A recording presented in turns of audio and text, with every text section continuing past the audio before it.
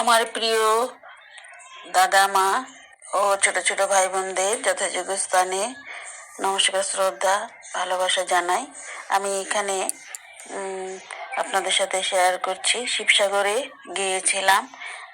শিবসাগর জায়গাটি দর্শন করার জন্য অনেকগুলো দর্শনীয় জিনিস আছে, তার মধ্যে কয়েকটি আমরা দর্শন করেছি। যেহেতু আমি গুয়াহাটি থাকি, তো গুয়াহাটি থেকে ট্রেনে করে, সেই ট্রেনটি ছিল নাগাল্যান্ড এক্সপ্রেস। রাত্রে সেটা 8:30টায় ছাড়লো। তো রাতভর চলার পরে নেক্সট দিন আমরা শিবসাগর টাউনে পৌঁছলাম। তো সেখান থেকে টাউনে পৌঁছার পরে একটু ফ্রেশ হয়ে নিলাম। ফ্রেশ হয়ে তো একটি গাড়ি বুক করা হলো। তো গাড়ি বুক করা হলো। গাড়ি মানে সারাদিন আমাদেরকে ঘোরাবে। আমরা একদিনেরই প্রোগ্রামটা করেছিলাম। তো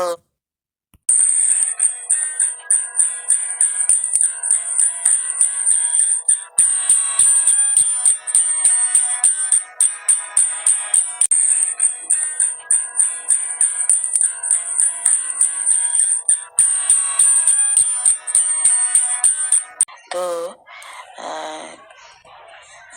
তারপরে সেখান থেকে গাড়ি আমাদেরকে শিবদোল নিয়ে গেলো। শিবের সেখানে পূজা হয়। তো সেই আমরা দর্শন করলাম। দর্শন করার পরে পাশে আবার দেবী দোল আছে, সেখানেও গেলাম, সেটা দর্শন করলাম। খুব ভালো লাগলো। ভক্তের ভিড়, সবাই প্রদীপ টদীপ জ্বালাচ্ছে, ভিতরেও পূজা দিচ্ছে চারিদিকে। যেহেতু শনিবার ছিল, বন্ধের দিনও, স্কুল প্রায় বন্ধই ছিল, জন্য অনেক স্কুলের দলে দলে এসছে, বাসে করে তাদের টিচাররা নিয়ে এসছে। তো ওরাও সব বাচ্চারাও দর্শন করছিল। এরপরে আমরা বিষ্ণুদোল ছিল পাশে, সেটাতেও গেলাম, সেখানে দর্শন করলাম। ভালো লাগলো চারিদিকে দৃশ্য। আর রৌদ্র ছিল খুব ভালো, দিনটা খুব পরিষ্কার আকাশ ছিল। আর এদিকে জয়সাগর, না সেখানে হলো শিবসাগর।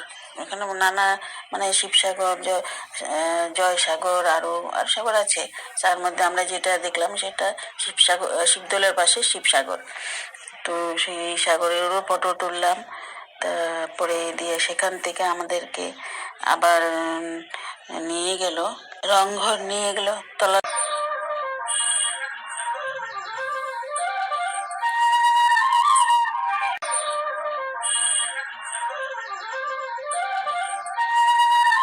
তল ঘরে নিয়ে গেল, কারেং ঘরে নিয়ে গেল। সবগুলো জায়গায় ঘুরে ঘুরে খুব ভালো লাগলো। সব স্কুলের স্টুডেন্টরা এসেছিল। তো তো সেই সব জায়গাতেই টিকিট কেটে কেটে দেখতে হয়। আমরাও সেভাবে টিকিট 20 টাকা করে টিকিট নিয়েছিল। তো সেই কারেং ঘরে হোক, তলাতল ঘরে হোক, ভালো লাগলো দেখে। এগুলো আমরা বইতে পড়েছিলাম, হিস্ট্রি, সেটা চোখের সামনে দেখতে পেয়ে খুব আনন্দ হলো। চোখে যেটা আমাদের চোখে পড়াতে ছিল সেটা চোখেতে চলে এসছে প্র্যাকটিক্যালি। তো ভিতরে সেই প্লেসগুলোর ভিতরে, ঘরগুলোর ভিতরে ঢুকে ঢুকেও দেখলাম। কিছু ফটো তুলে নিয়ে আসলাম তোমাদের জন্য, তোমাদেরকে দেখানোর জন্য। তারপরে ময়দান, আহোমের রাজবংশের যে সমাধি, সেখানেও আসলাম, সেখানেও দেখলাম উঁচু টিভি এবং সেই সমাধিগুলো আহোম রাজবংশদের টিলা। তারপরে চাউনু চুকাফার সেই তোরণটাও ফটো তুললাম আপনাদের জন্য। এখানে আমরা লাঞ্চে খেয়ে নিলাম সময় মতন, কেন একদিনেই ফিরতে হবে। তাই আবার বিকেলে আহোমের ময়দান যেটা ছিল, সেখানে আমরা পরে লাস্টে সেই শেষ দেখার পরে ময়দান আহমেদ যেটা টিপ সমাধিটা দেখার পরে শেষে আমরা চা খেয়ে নিলাম। চা খেয়ে তারপরে আবার গাড়ি করে রওনা দিলাম আমাদের গন্তব্য উদ্দেশ্য। ট্রেনটা ছিল ডিব্রুগড় থেকে, ডিব্রুগড়ে উঠলাম, সেটা হলো কন্যাকুমারী ট্রেন। তো আবার আমরা গুয়াহাটিতে সেটা তা আমাদের কামাখ্যা স্টেশনে থামে না, তাই আমরা গুয়াহাটিতে নেমে গেলাম।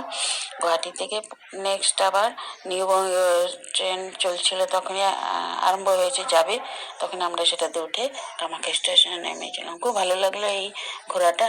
অনেক দিন থেকে মনে মনে আমরা পড়েছিলাম হিস্ট্রি, তাই চোখের সামনে দেখতে পেয়ে জিনিসগুলো, শিবদোল, দেবীদোল, বিষ্ণুদোল, রংঘর, তলাতল ঘর, কারেংঘর, আর ময়দান, যেটা আমরা ইউটিউব বা ফেসবুক বা বিভিন্নতে যারা যায় তারা পাঠিয়ে থাকে, দেখতে পাই। তো খুব ভালো থাকেন আপনারা, এবং আরও যদি কিছু ভালো পাই আপনাদের সাথে শেয়ার করে নিব।